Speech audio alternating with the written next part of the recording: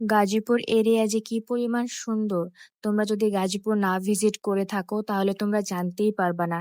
এই একটা প্লেস যেখানে গিয়ে আমি কখনো বোরিং ফিল করি না অ্যান্ড মনে হয় যে প্রতিদিন বিকালবেলা একটু ঘুরে আসি। তো গাজীপুরের শিমুলতলি একটা রেস্টুরেন্টে যাওয়ার প্ল্যান ছিল আমার। আর্সেনাল নতুন হয়েছে। আর এটা হচ্ছে আর্মিদের আন্ডারে ছিল, আর্মিরাই মেবি এটা করেছে। সো এখানে গিয়েছিলাম, প্লেসটা এত বেশি বড় না, বাট গ্রামীণ পরিবেশের জন্য ভালোই লাগতেছিল। আর এখানে খেলার মাঠও ছিল। আর যেহেতু এটা আর্মিদের আন্ডারে তাই চারপাশ অনেক বেশি প্রাইভেসি মেনটেন করতেছিল। অ্যান্ড এটা ছিল হচ্ছে রেস্টুরেন্টের ভেতরে। প্লেসটা অত বড় না আর বসার জন্য তেমন স্পেস নেই।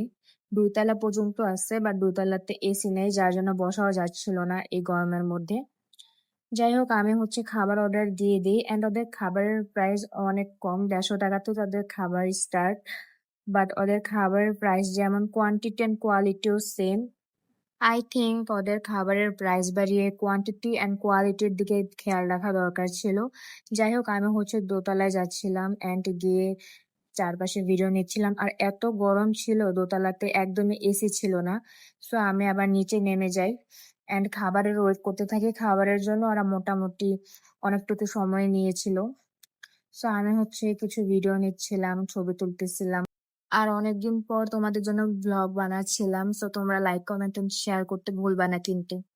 এন্ড এই তো আমার খাবার চলে আসছে এন্ড আসলে ওদের আশেপাশের ভিউ অনেক সুন্দর ছিল। বাট তোমরা খাবার দেখতেই পারতেছো, এটা নাকি ক্লাব স্যান্ডউইচ, ওটা নাকি চিকেন গ্রিলড বার্গার ছিল। সো নামের সাথে খাবার একদমই মিলতেছিল না। ওই স্যান্ডউইচ আর বার্গার দুইটা সেমই ছিল, কোনো আমি টেস্ট ডিফারেন্ট পাচ্ছিলাম না। আর এই চিকেন ফ্রাইটা একদমই বাংলা ভাজা ছিল। তো তোমরা গেলে খাবারের চিন্তা বাদ দিয়ে তারপরেই যাইতে হবে। তো আমি হচ্ছে খাচ্ছিলাম আর আফসোস করতেছিলাম, বাট অত খারাপ লাগতেছিল না, কারণ আমি অ্যাকচুয়ালি গিয়েছিলাম এই ঘোরার উদ্দেশ্যে। আর প্লেসও অত বেশি বড় না, জাস্ট আসার সময় বা যাওয়ার সময় রোডটাই সুন্দর। আর আমি এত বড় ব্লগ বানাতে গেলে আমি বুঝেই পাই না যে আমার কি বলা উচিত। আমার লিটারেলি এখন কথা বলার কিছুই নাই, আমি বুঝতেছি না আমি তোমাদের কি বলবো।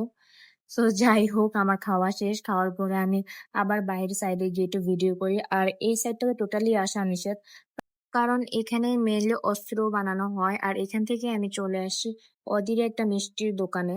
এটা নাকি অনেক ফেমাস ওখানে। অ্যাকচুয়ালি আমি নামটা ভুলে গেছি, বাট একটু সামনে হেঁটে গেলেই ওদের মিষ্টির দোকানটা। আর এরপর আমি মিষ্টি নেই 2টা। আর এরপর মিষ্টিগুলো আসলে মজা ছিল, ফ্রেশ ছিল। দেন আমি হচ্ছে একটা দইও নেই, যেটা একটু বেশি